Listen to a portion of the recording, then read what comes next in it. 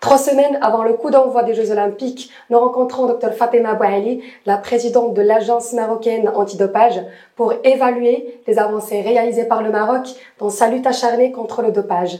Dr Fatema Bouali, bonjour. Oui, bonjour. Merci madame. pour cette invitation. Merci à vous. Pour la première question aujourd'hui, on sait que la lutte contre le dopage, c'est au top des priorités pour le Maroc durant ces dernières années. Quels sont les acquis réalisés dans ce sens? Bismillah ar-Rahman ar-Rahim. En fait, les avancées, c'est trop pour dire le fonctionnement de l'Agence marocaine antidopage déjà de 3 ans. On est une agence un peu jeune, mais on a assuré déjà les Jeux Olympiques de Tokyo 2021 et puis maintenant on se prépare pour les Jeux 2024. Ça veut dire qu'on a travaillé en préparation de grandes manifestations internationales. Donc l'Agence marocaine antidopage, elle a pu réaliser quand même sa stratégie nationale qui est basée sur un programme national adapté à la population marocaine et au sport national pour pour être déjà conforme avec le Code mondial antidopage, mais aussi exécuter tout un programme en ce qui concerne et le contrôle et la sensibilisation, qui sont les deux pôles, les deux volets intéressants, c'est pas intéressant, mais beaucoup plus métier de l'agence, mais en fait, on fait aussi autre chose à côté. Ça veut dire qu'on s'intéresse aussi à la recherche scientifique et on s'intéresse beaucoup plus à l'intégration et au fait de faire adhérer la population marocaine dans toutes ces catégories à notre programme national antidopage. Les avancées sont beaucoup plus intéressantes, d'autant plus si on peut le citer que la conformité de notre fonctionnement quotidien au Code mondial antidopage, parce que le Maroc a déjà passé le cap de conformité, aussi bien sur le plan opérationnel que sur le plan législatif aussi.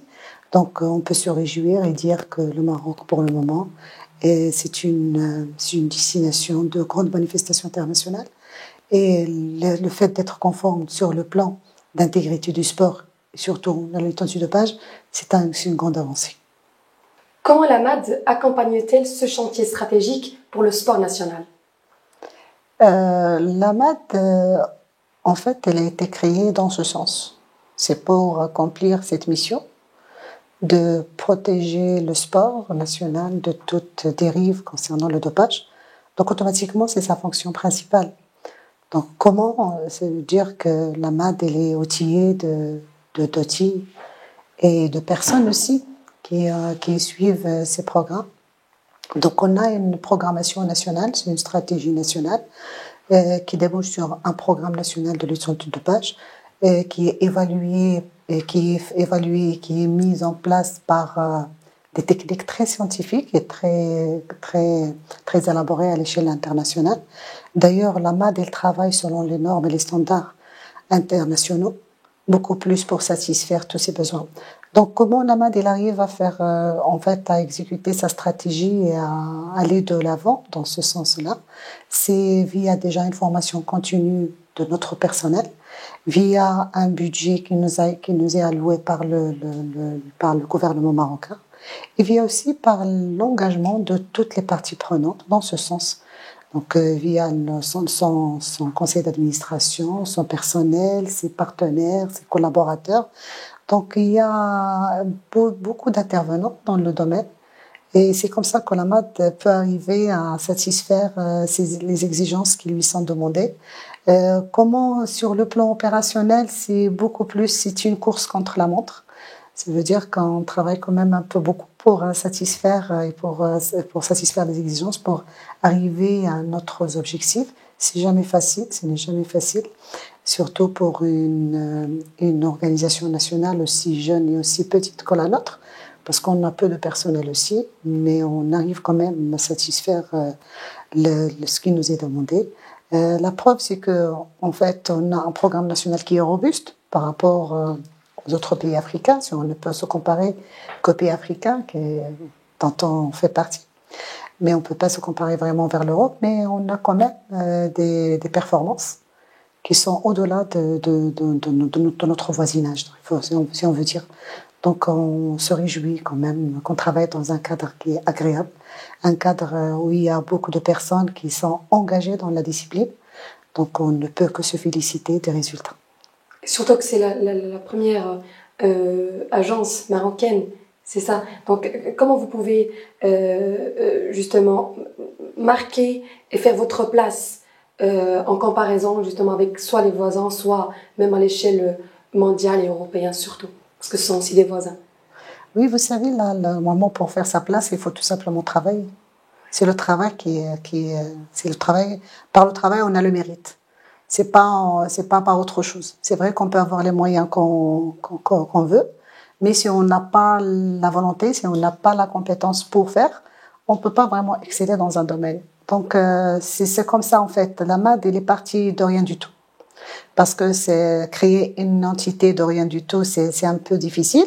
Et surtout, gérer le quotidien avec rien du tout. Voilà. Donc, si on veut dire, donc c'est comme ça. Donc, mais c'est difficile toujours, mais il faut savoir que si on accepte de faire une activité et si on accepte de gérer un dossier, il faut le faire jusqu'au bout. D'accord? Et là, normalement, on se positionne par nos activités. C'est pas c'est pas, il y a personne qui peut nous faire des cadeaux, mais en fait, on se positionne par nos activités.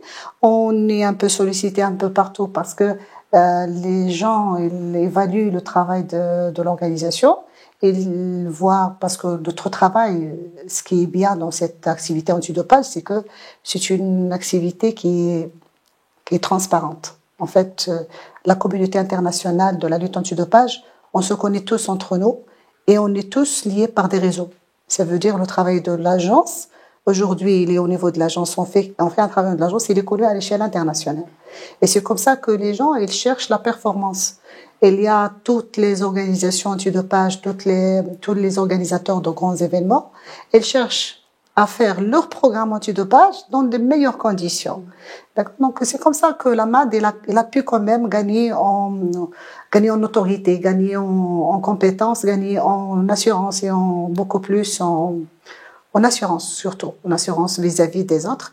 Donc, alhamdoulilah, pour le moment, on est bien. Il faut tout simplement continuer sur les mêmes longueurs d'onde. Il faut pas baisser les bras parce que parfois il y a des obstacles qui nous sont vraiment très très difficiles à surmonter, mais on arrive toujours. Donc c'est le travail qui fait que la personne se positionne quelque part. Et sûrement on va voir ces obstacles par la suite. Sûrement. Et là on passe pour savoir quels sont les mécanismes pour garantir cette sensibilisation d'une manière optimale. Oh oui, d'accord. Donc la MAD il a l'avantage, je crois, parce que, je sais pas, mais moi je trouve que c'est un grand avantage de ne rien trouver. Parce que la MAD, Il a été créé en 2021, mais on n'avait pas vraiment, il y avait rien de construit avant. Parce que parfois, lorsqu'on trouve des mécanismes qui marchaient avant, peut-être on a de la difficulté à changer ces mécanismes. Et parfois, ce ne sont pas les mécanismes qui marchaient bien. Peut-être, moi, c'est mon avis. Donc, la MAD, elle a été obligée de créer ses propres mécanismes. Et ces propres mécanismes, ils étaient élaborés sur une connaissance de la population, du modèle sportif marocain, comment il est géré à l'échelle nationale. Donc, ce qu'on a fait, en fait, c'est qu'on a copié ce qui se passait ailleurs et on l'a adapté à notre culture marocaine. Je crois que c'est la base de nos mécanismes. Donc, si on peut faire un petit tour concernant le volet sensibilisation, on va trouver comme quoi on a des moyens qui étaient élaborés déjà localement au niveau de l'agence par les fonctionnaires de l'agence, mais qui sont adaptés quand même à notre population. Et ça, ce qui fait quand même que ces mécanismes marchent. Et ce sont des mécanismes qui n'existent pas vraiment dans d'autres pays. Chaque pays peut élaborer ce qu'il veut. C'est vrai que, par exemple, je vais vous donner n'importe quoi concernant la sensibilisation et l'éducation. Il y a les gens, ils produisent beaucoup de flyers, beaucoup de dépliants et tout. C'est intéressant de le faire, mais nous aussi, on les fait. Mais tout simplement, vu la population à laquelle on s'adresse, il faut quand même adapter ces outils promotionnels à notre population. C'est ce qu'on a fait. On a essayé de travailler un peu sur des jeux de cartes, sur des jeux un peu ludiques, des jeux récréatifs, éducatifs. Et comme ça, normalement, l'éducation n'est plus un fardeau pour la personne qui en bénéficie, mais beaucoup plus un plaisir. D'accord?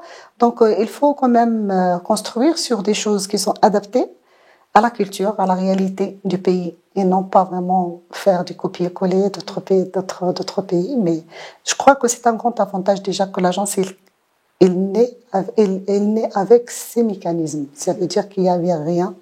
Et donc, on va établir des choses. Peut-être que ces mécanismes-là ne vont pas marcher dans l'avenir, mais les gens qui vont venir après nous, peut-être ils vont évoluer, ils vont faire autre chose. Mais pour le moment, on a trouvé comme quoi il faut travailler sur des outils adaptés à la population avec laquelle on travaille et des outils surtout qui vont nous donner satisfaction et qui vont faire adhérer la population à laquelle on s'adresse. Pouvez-vous nous donner quelques exemples de ces chantiers de sensibilisation? La sensibilisation, c'est qu'en fait, le grand chantier sur lequel l'agence, d'ailleurs, elle a pensé à faire et il a vraiment travaillé beaucoup, c'est la caravane nationale de la lutte antidopage. C'est un grand chantier. En fait, pourquoi cette caravane déjà? Parce que on n'a pas d'idée, on n'a pas d'idée sur ce qui se passe sur notre territoire national. Donc, il fallait tout d'abord aller vers les gens pour savoir ce qu'il en est. Parce que faire la lutte antidopage à Rabat, au niveau du sport d'élite, c'est pas vraiment le 100% gagné de la question. Il fallait quand même aller vers la population, voir ce qu'il en est dans les régions, découvrir les habitudes, découvrir même la façon avec laquelle on peut aborder une région ou bien une autre. Et c'était comme ça, en fait, dans le sens de découvrir. C'est une découverte avant tout, mais cette découverte nous permet de construire notre stratégie, notre vision à venir. Donc ça, c'est un grand chantier. Peut-être qu'après la fin de la caravane, on va sortir avec des petites études de point de vue beaucoup plus des sciences sociales qui vont nous permettre d'établir un plan d'action sur de longues années. Voilà. Quelles sont les régions que vous avez fait pour la caravane? Déjà, la caravane, il a visité 8 régions. Parce que la caravane, elle va sillonner un peu les 12 régions, toutes les régions du Maroc, les 12. Donc, on est à notre 8e région. Et chaque région est différente de celle qui l'a précédée. Donc, c'est une grande expérience pour nous. Nous aussi, on a beaucoup appris via cette caravane. On a rencontré beaucoup de personnes, on a fait de belles rencontres, on a pu quand même recruter pas mal de personnes dans le cadre de collaboration, ou bien d'entraide, ou bien beaucoup plus de recherche scientifique aussi. C'est intéressant. Donc les 8 régions, déjà, on est vraiment à un grand chiffre. On a atteint quand même un grand chiffre de la population générale. y compris les sportifs, les encadrants, les parents, les enseignants, un peu de tout. Et là, il nous reste les 4 régions, mais on ne peut pas vraiment donner un rapport et faire des statistiques qui vont être très, très significatives, Inch'Allah, qu'après la fin de la caravane. Comment la MAD coordonne-t-elle les contrôles antidopage à l'échelle nationale, voire internationale, pour garantir l'équité de ses compétences sportives? Oui, en fait, c'est par la force de la Convention internationale de la lutte antidopage de l'UNESCO, que déjà le Maroc a ratifié en 2009, et de l'adoption du Code mondial antidopage, la MAD est obligée de coopérer de façon nationale et internationale. La coopération, que ce soit à l'échelle nationale ou internationale, elle est obligatoire pour le fonctionnement. Donc déjà, cette obligation législative, elle est codifiée. Mais en fait, la loi 97/12, il vient aussi pour mettre l'accent sur sur l'obligation, sur la nécessité d'une collaboration, surtout nationale. Donc, concernant la collaboration nationale, déjà, via la loi et via normalement le décret d'application qui décrit qui décrit quand même toutes les possibilités de collaboration avec les fédérations, avec le mouvement sportif national et même avec les autres intervenants. On intervient déjà au niveau de la plateforme nationale de l'UNESCO, parce que l'UNESCO, elle exige de chaque pays d'établir une plateforme nationale où il y a presque tous les intervenants qui interviennent de façon directe ou indirecte dans la lutte antidopage. Donc là, dans cette plateforme, on a affaire à une douzaine de départements gouvernementaux, et puis après les forces de l'ordre, et la société civile, on a un peu du tout. D'accord? Donc c'est une collaboration à grande échelle. Ça veut dire tout le gouvernement, il est dedans, le gouvernement marocain, il est représentant dans cette plateforme, donc c'est comme ça qu'on collabore. Mais la MAD, en fait, elle collabore à l'échelle nationale dans le cadre de commissions aussi, de commissions restreintes. Par exemple, je vais donner un seul exemple, c'est pas vraiment l'exemple le seul, mais l'exemple sur lequel on est maintenant et on veut vraiment élaborer, c'est la collaboration dans le cadre des enquêtes et des investigations qui se font avec le ministère public, avec les forces de l'ordre. Donc là, normalement, c'est une collaboration très, très étroite et très spécifique. On fait aussi d'autres collaborations, par exemple, dans le cadre de la recherche scientifique avec les universités. Donc, on établit toujours des conventions de collaboration pour pouvoir travailler sur le sujet. Revenons au côté sportif. On fait aussi des conventions avec le mouvement sportif, avec les fédérations sportives. Même s'ils sont obligés par la loi de se soumettre au programme de l'Agence marocaine antidopage, mais l'agence, elle préfère que les fédérations collaborent d'une façon beaucoup plus engagée en signant ces conventions. D'accord? Donc, du point de vue national, je crois que, alhamdoulilah, la collaboration, elle est très, très, très vaste et très diversifiée. Si on va vers la collaboration internationale, on peut trouver aussi qu'on a de multitudes de collaborateurs. Alhamdoulilah, on a pu signer beaucoup de conventions. La dernière, c'était avec l'ONAD Suisse, c'est beaucoup plus l'Organisation nationale antidopage, alors que normalement, l'ONAD Suisse, il regroupe un peu tout ce qui concerne l'intégrité du sport. C'est pas tout simplement le dopage, il regroupe les 5 domaines politiques d'action concernant l'intégrité du sport. Donc c'est une très bonne chose pour nous parce qu'en fait on s'y inspire aussi, mais aussi on a d'autres collaborations beaucoup plus opérationnelles avec l'Agence internationale de contrôle. Parce que c'est opérationnel, c'est comme vous avez demandé, comme quoi c'est comment pour satisfaire des contrôles aussi bien à l'échelle internationale. Ça veut dire que nos sportifs aussi à l'échelle internationale, on arrive quand même à les contrôler avec vraiment avec toute conformité via ces conventions avec les instances qui sont compétentes à l'international. Et aussi, en fait, on a beaucoup de collaborations, aussi bien sur le plan stratégique ou sur le plan opérationnel avec l'Agence mondiale antidopage, avec l'UNESCO aussi, et avec lesquels peut-être on va organiser de grandes manifestations aussi, parce qu'on est appelé quand même à organiser une rencontre des organisations nationales africaine ici au Maroc, parce que l'Agence mondiale, il voit comme quoi le Maroc, il est leader dans ce domaine-là. On peut quand même programmer une réunion de toutes ces zones. Et du point de vue aussi UNESCO, on est présent dans les groupes de travail d'experts aussi, dans le cadre de tout ce qui concerne la pharmacopée traditionnelle. Donc on travaille, donc on a une grande collaboration. Il faut dire aussi, quand même avec le Conseil de l'Europe, on est aussi partenaire. Donc, on travaille sur certains sujets. C'est vrai qu'au niveau du Conseil de l'Europe, on n'a pas encore de plans de travail qui sont vraiment établis, mais on vient d'avoir la visite d'une commission du Conseil de l'Europe, et peut-être on va établir aussi d'autres collaborations. Ça, c'est une collaboration internationale de très haut niveau, mais aussi on est sollicité dans le cadre de l'ouverture sur l'Afrique. Bien sûr, en réponse aux orientations royales, aussi on va établir beaucoup de collaborations avec beaucoup d'organisations nationales antidopage en Afrique qui ont besoin du modèle marocain. Et je ne vais citer que le Gabon dernièrement, qui ont pu quand même avoir leur ONAD. Mais ils ont vraiment ils ont copié le Maroc en fait. Ce qu'ils ont fait, c'est que même j'ai partagé déjà le projet de loi, et puis après ils ont suivi un peu la loi marocaine, et puis après maintenant ils ont suivi la constitution de l'ONAD marocaine, et maintenant ils demandent quand même qu'on les suit pour l'établissement et pour l'opérationnalisation de leur agence. Voilà. Et à l'approche des Jeux Olympiques, comment l'AMAD gère cette approche, cet événement?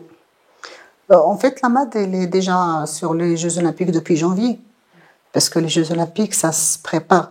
Déjà sur le plan technique, ça demande 4 ans. Mais sur le plan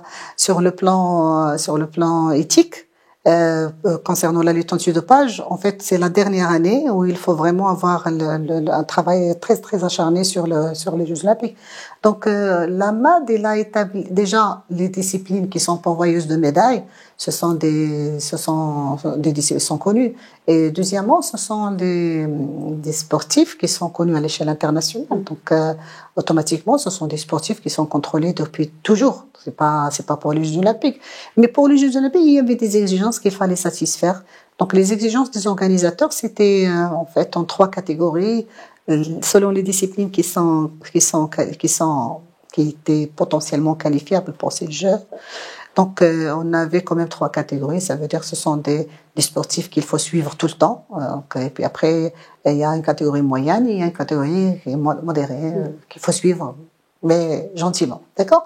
Donc, l'AMAD, il a fait un programme pour toutes les listes qui sont élaborées par le Comité national olympique.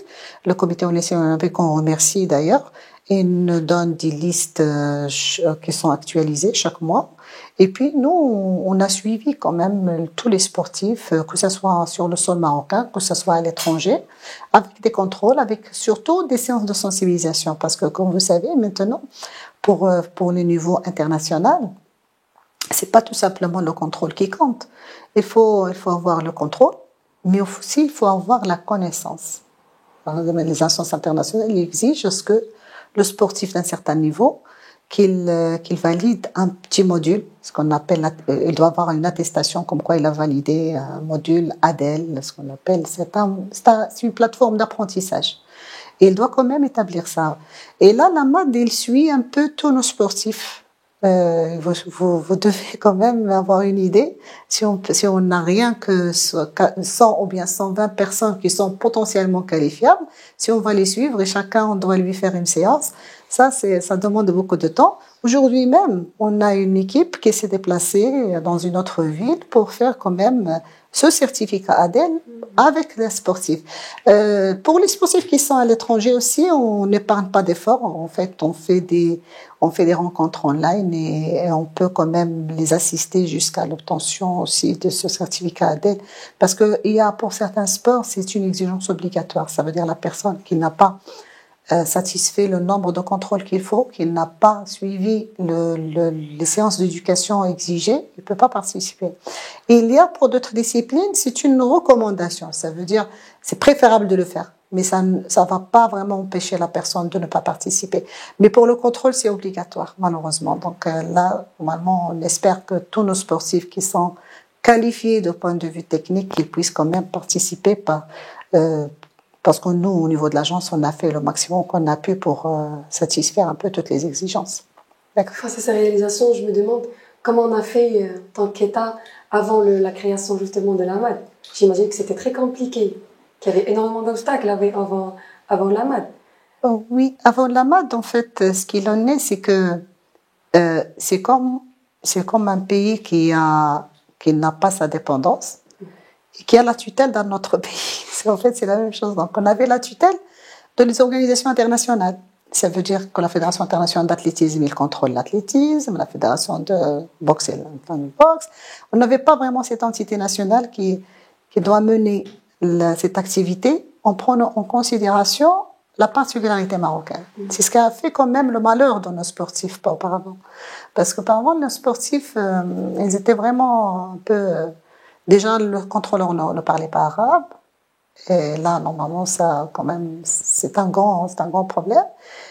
Et deuxièmement, c'est un contrôleur qui vient de l'extérieur du Maroc. Il doit contrôler, revenir parce qu'il a un billet d'avion, donc il était pressé. Alors que normalement, nos contrôleurs à nous, ils sont là, ils ont quand même l'habitude de travailler dans des conditions difficiles, donc ils peuvent quand même avoir la possibilité d'expliquer à la personne. Donc, je dis comme quoi avoir une entité nationale, c'est tout à gagner pour le Maroc. C'est quelque chose de très intéressant. Et en fait, maintenant, alhamdoulilah, on sent comme quoi on devient de plus en plus indépendant. Donc, il y a très, très, très peu d'organismes internationaux qui envoient leurs contrôleurs de l'extérieur. C'est très, très peu.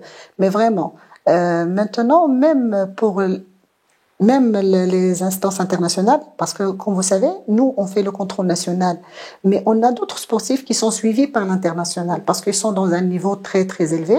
Donc, l'international, il doit les suivre quand même, parce que il y a toujours cette question de partenance. Ça veut dire qu'une organisation nationale, il va faire le travail, oui, à l'échelle nationale, mais peut-être à l'international, il y a toujours des doutes. Est-ce qu'ils vont bien faire ou pas? Et donc, ils sont suivis par l'international. Et lorsqu'ils sont suivis par l'international, en fait, c'est là où il y avait le problème avant. C'est que tout le monde venait de l'extérieur. Maintenant, ces instances internationales, ils ont la confiance en l'AMAD et ils contactent l'AMAD pour faire leur contrôle international ici au Maroc. D'accord? Donc, ça, ce qui est intéressant. Donc, il nous reste très, très peu, vraiment quelques contrôles. Si on peut contrôler une dizaine de contrôles par an, qui nous échappent encore, mais on va les récupérer, Inch'Allah, bientôt. Inch'Allah. Alors, il y a ces réalisations, mais il y a sûrement des défis à surmonter. Quels sont ces défis, docteur? En fait, le grand défi à surmonter dans la lutte antidopage déjà, c'est la viabilité. D'accord? Donc, cette agence, comment assurer sa viabilité après? C'est une agence indépendante. Donc, il faut que les décideurs et les responsables doivent prendre en considération comme quoi c'est une activité qui ne génère pas de bénéfices. En fait, c'est une activité via le Code mondial antidopage et via les statuts sur lesquels on travaille. On ne peut pas vraiment générer des bénéfices. On ne peut pas faire des contrôles pour d'autres entités pour faire des bénéfices. Même si on fait des contrôles pour l'international, c'est beaucoup plus dans le cadre de la coopération internationale qui est stipulée sur la Convention internationale de l'UNESCO. Donc, automatiquement, on est obligé de faire ça. Donc, on le fait au prix de revient. Donc, entre nous, normalement, nous aussi, lorsqu'on a besoin d'un contrôle dans un autre pays, il y a les autres organisations qui le font avec notre. Mais si on veut faire vraiment appel à des prestataires de services, là, c'est autre chose. Donc là, le grand défi, c'est assurer la viabilité de cette activité avec ce niveau-là. Parce que vraiment, si on veut vraiment être dans un niveau international, il faut avoir un minimum, il faut avoir la possibilité de le faire. Et je ne vais pas dire que c'est une question de personne, mais il faut tout simplement que le gouvernement marocain aussi, qu'il pense à la relève, qu'il pense à la formation, et la formation vraiment d'un niveau beaucoup plus supérieur, aussi bien sur le plan de la lutte antidopage, mais aussi sur le plan sportif. Parce qu'au niveau de nos fédérations aussi, il faut qu'on exige un certain niveau pour que l'activité antidopage puisse réussir dans notre pays. Donc, les grands défis, c'est déjà assurer la viabilité, c'est déjà avoir aussi une agence avec un personnel beaucoup plus large que ça aussi. Donc, c'est parce que les activités sont très nombreuses et il y a beaucoup de choses qu'on fait pas. C'est pas parce qu'on veut pas les faire, mais parce qu'on n'arrive pas à les faire. Mais il y a beaucoup d'activités et d'autant plus le grand défi aussi, c'est la tendance mondiale. Aujourd'hui, la tendance mondiale, elle va vers ce qu'on appelle les organisations d'intégrité et non plus de lutte antidopage. Il y a 3 ou 4 modèles qui marchent maintenant à l'international. Et le grand modèle qui marche le bien, c'est que, en fait, les organisations antidopage qui marchent et qui sont bien, on fait intégrer les autres volets d'intégrité du sport. D'accord? On fait greffer sur ces agences les autres activités. C'est une très bonne chose dans un sens, mais c'est une chose qui est aussi lourde. Mais on va dire un grand mais. Si jamais la chose elle continue comme ça, on va gérer la lutte antidopage tranquillement, et ça ne pose pas problème parce qu'alhamdoulilah, on a les compétences, on a les moyens pour le faire. Mais si jamais il y a un changement dans le cadre international, c'est là où on va avoir un problème. Donc si les instances internationales vont exiger à ce que intégrer un volet ou un autre, ça va nécessiter vraiment tout un chamboulement dans le fonctionnement de l'agence. D'autant plus, pourquoi je dis ça, parce qu'en fait, comme le Maroc, il est membre dans le cadre de l'accord partiel partagé du Conseil de l'Europe, et c'est le Conseil de l'Europe qui pousse vers cette politique en fait de l'intégrité du sport. Donc ce sont de grands défis. Normalement l'agence elle est dedans, il suit ce qui se passe à l'international, donc on fait notre quotidien, mais on suit aussi ce qui se passe sur ce côté-là. Très bien, génial. Alors, merci beaucoup docteur, merci pour le temps accordé, ça nous a fait énormément plaisir. Tout le plaisir était pour moi. Merci beaucoup. Merci à vous.